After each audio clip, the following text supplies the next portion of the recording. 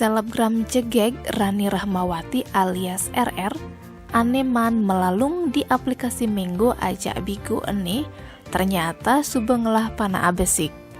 Ia masih man megai dari pemandu lagu atau LC di Tongos Karaoke di Bali.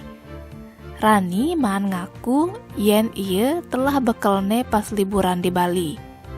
Cuma Kapolresta Denpasar Kombes Pol Johnson Avitus Panjaitan ngorang yen Rani ane asalne uli Cianjur Jawa Barat ento sube uli petang tiban ngoyong di Bali.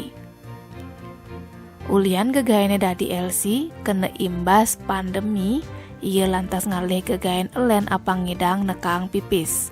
Apa buin Rani dadi janda ngelapanak besi.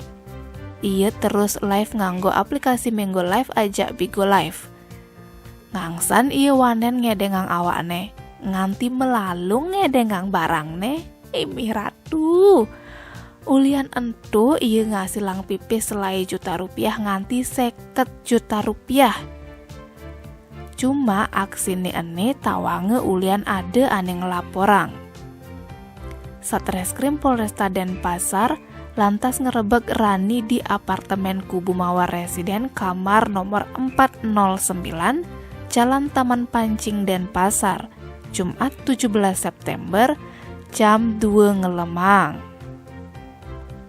Pas tangkepe, ia sedang live pornografi buin melalung di medsos Minggu. Polisi masih ngamanang alat bantu seks atau dildo.